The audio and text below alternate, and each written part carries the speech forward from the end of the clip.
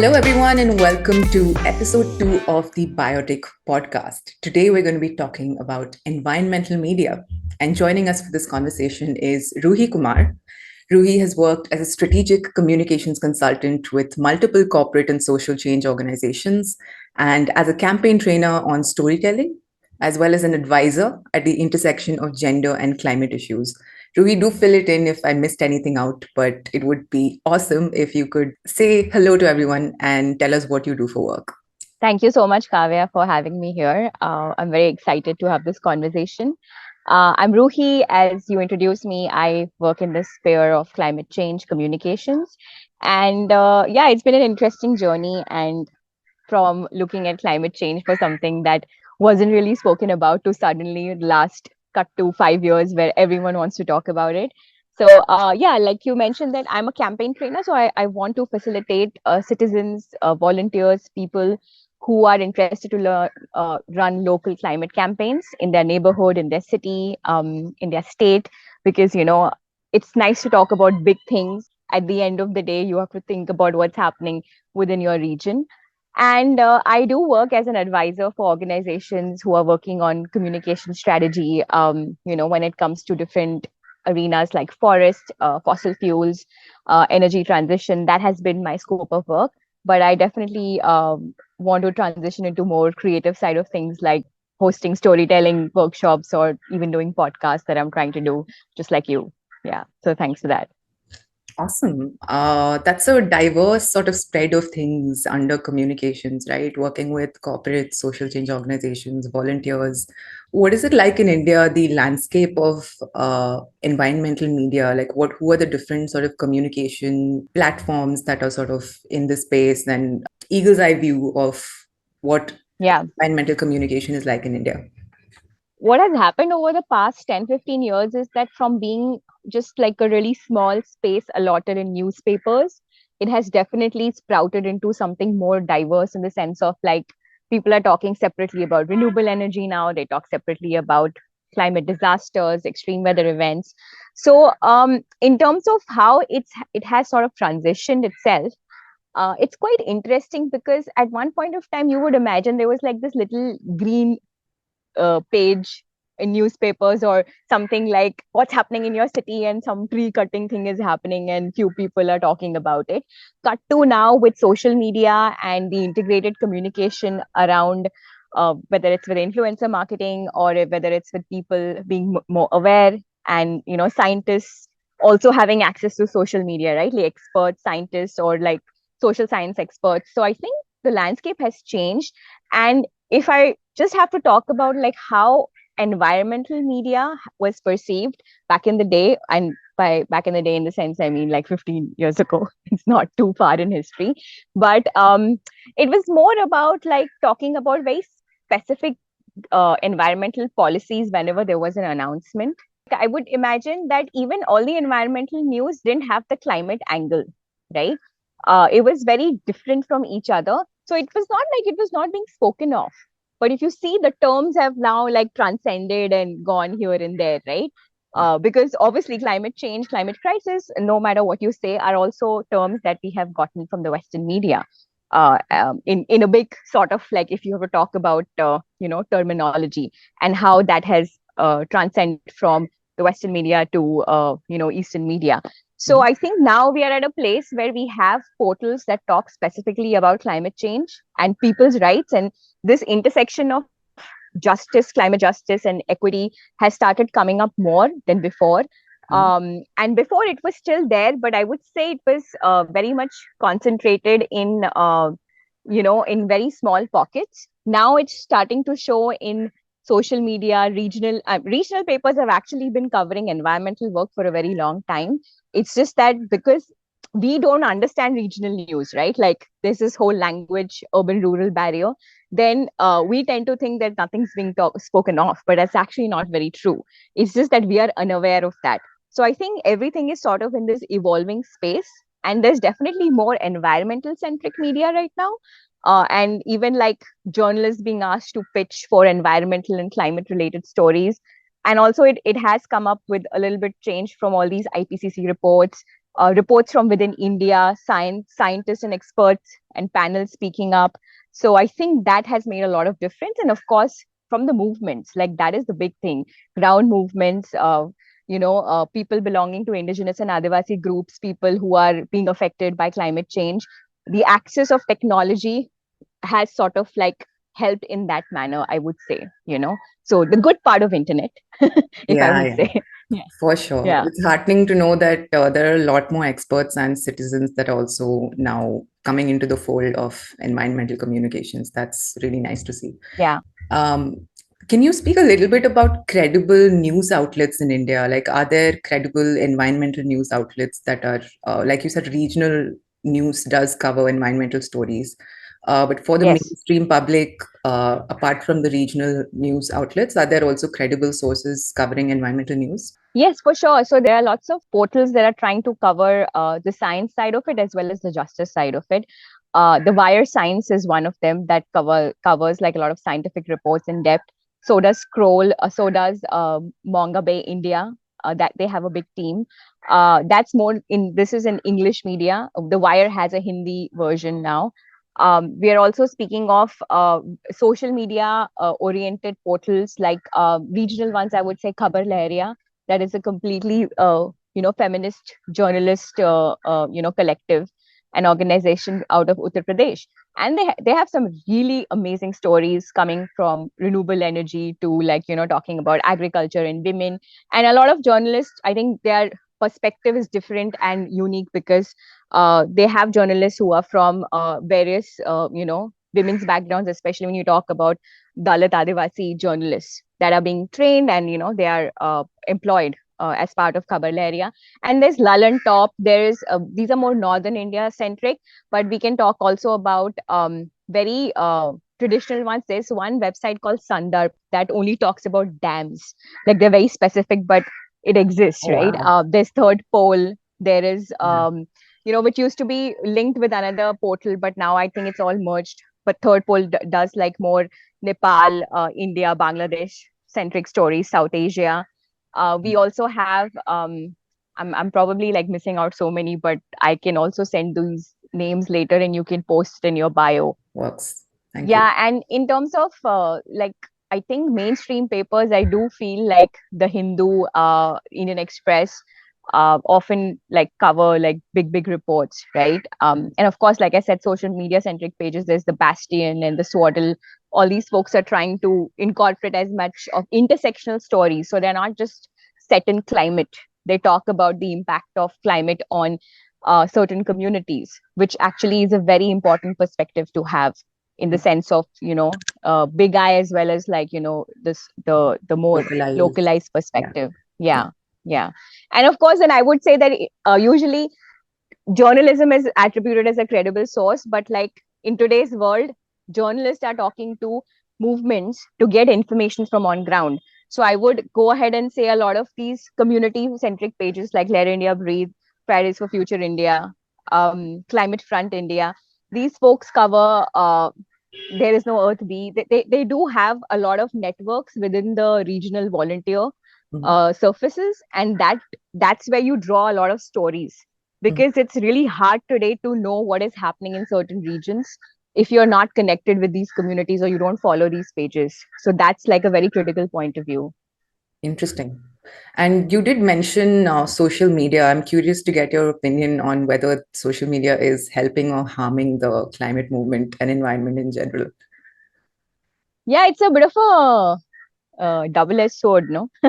If I think I should give this perspective. So back when social media was sort of becoming bigger, right? Like if we just swipe back to 2007 and 8, when Twitter was just bursting with the Tahrir Square revolution, and people were doing protests and they were posting about it online.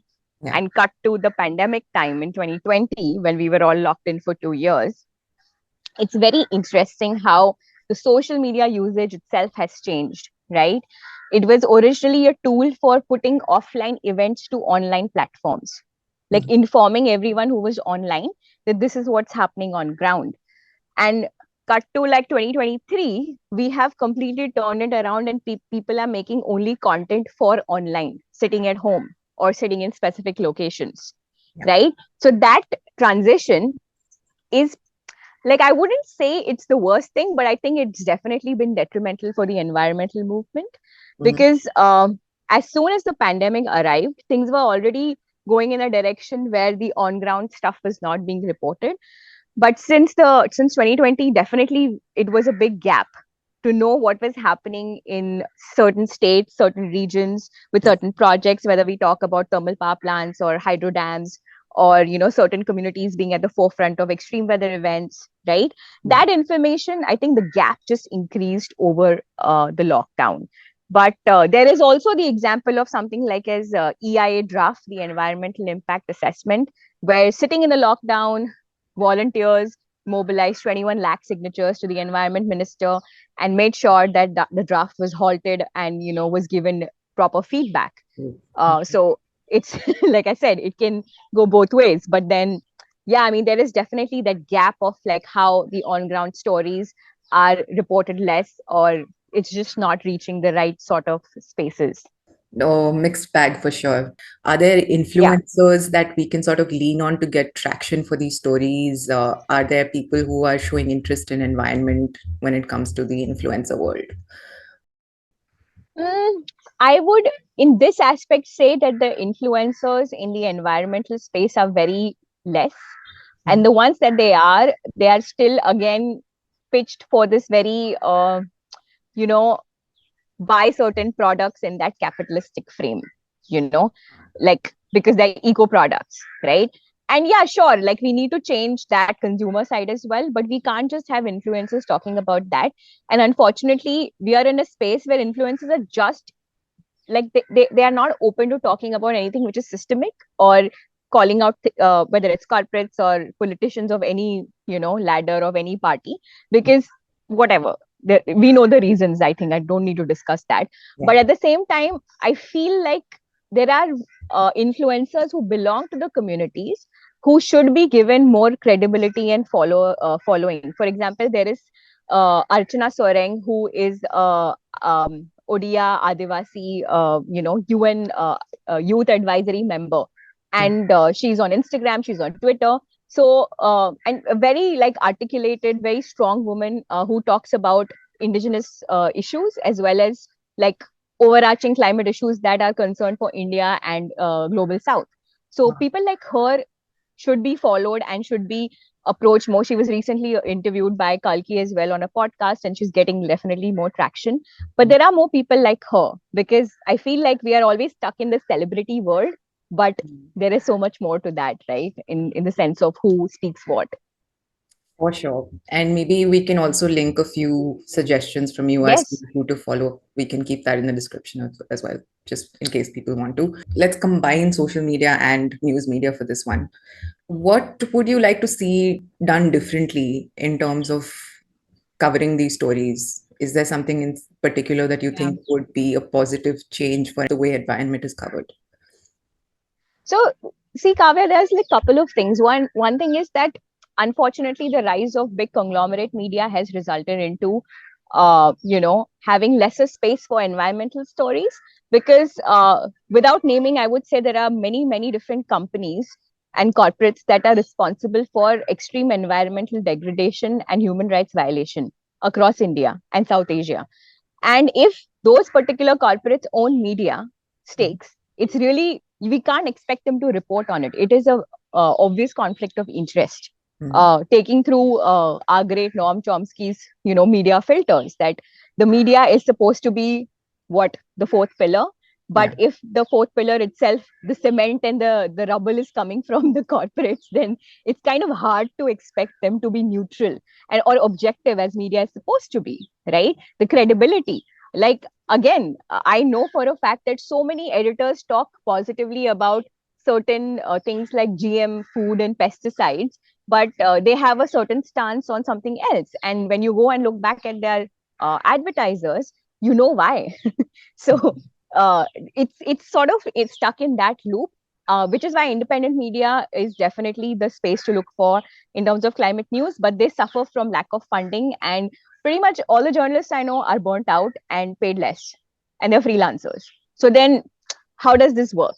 right? Like, Yeah. this is a challenge that we have. And which is why, to answer your question, I would say that more and more editors need to start talking to their reporters about how climate stories need to be done from many different angles and facets, and not necessarily in what and how the authorities or even the corporates might want you to cover them. So a classic example is stories of like personal changes are way more popular than systemic changes, right? Somebody does a lake cleanup, it's great news, sure, it's positive news, we should report it, but nobody's talking about that half of the plastic bags belong to XYZ companies and they are not responsible for that waste, right? So we have a massive gap in terms of how these stories are reported, and it has clearly to do with this sort of like corporate independent media, that this sort of thing, the framework we are sitting in. Yeah. So I mean, I'm not answering your question directly, but I'm trying to Oh, that's sort a of put good you sort in of, this journey.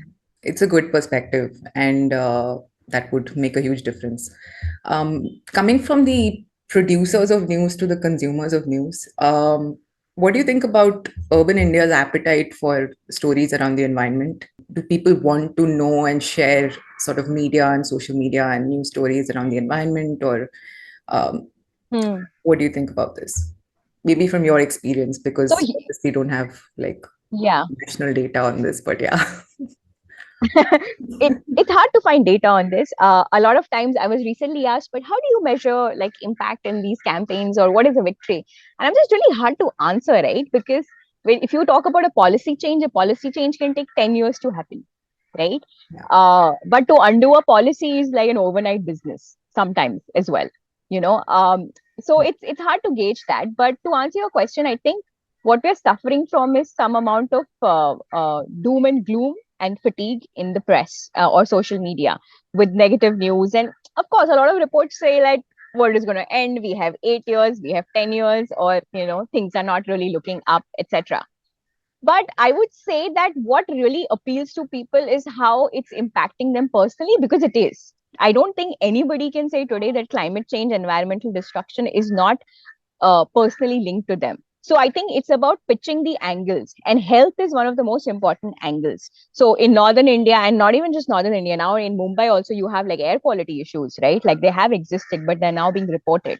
So if you're breathing toxic air every day, it's bound to hit people's radar at some point of time, right? So the health angle becomes extremely important. And similarly with GMO pesticides, the food we consume, how contaminated it is, what it leads to in terms of diseases and long-term issues, right? So there can be different angles that are found, and I think different target audiences respond to different things. That is definitely true, and advertising folks know that better than me, for sure. So, which is why sometimes I think maybe there needs to be a collusion between like smart advertisers and who are conscious, and like strategists and like journalists who can really push through like how to get through this, versus being like, oh, you are shit, or you are shit, or like, know what I mean, like this is like all against each other. What I'm trying to say is that different angles work for different people.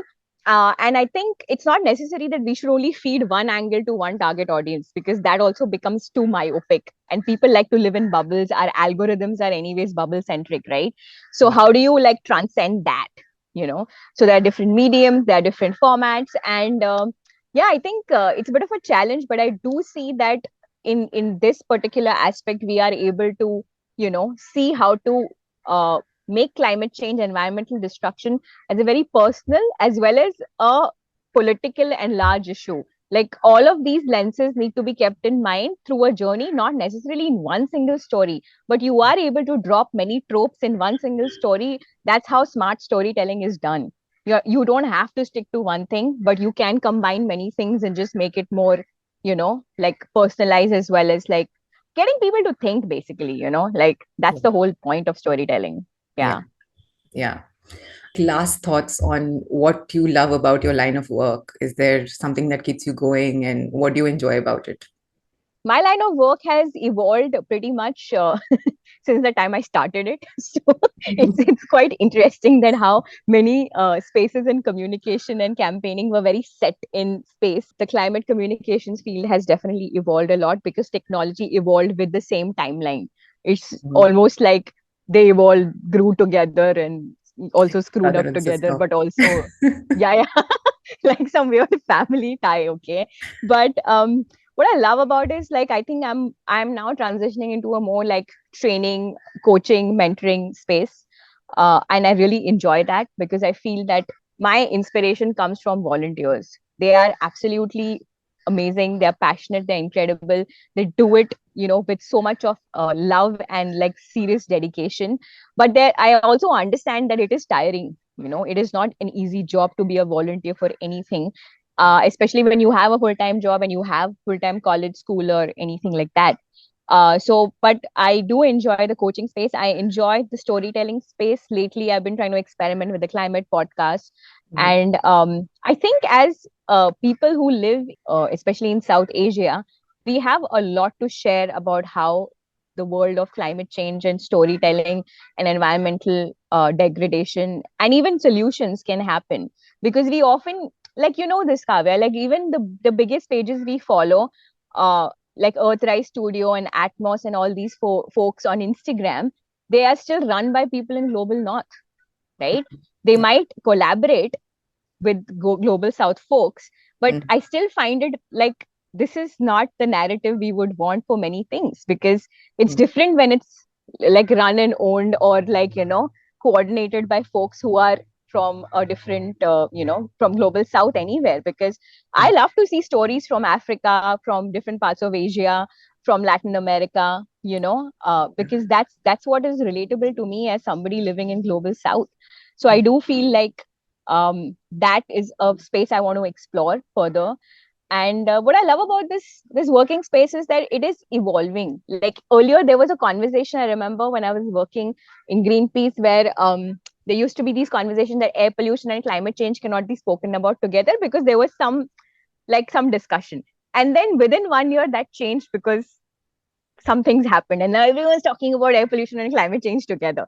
So nothing is set in stone here. Things will evolve. Nobody was talking about gender and climate change 2 years back Mhm. in that sense. So that's also like evolving about marginalized communities, right? So it's very interesting how things just are very dynamic in this space, Mhm. and organizations are forced to change their thinking very quickly, because that's how organizations can get, or even CSR business folks are like, oh no, this is how we've been doing things, but within like a space of year, things will have to change because that's not working anymore and that's not what people want to hear, right? So I think the dynamic space is also very interesting. It can be exhausting because you have to keep up with it, but yeah, it's also quite, sort of keeps you on your toes, and there's always something more to learn. So whether it's storytelling, it's climate, because I am not sitting in the science expert field, so it's quite interesting that it's between the experts and the people who consume. I'm like in the middle.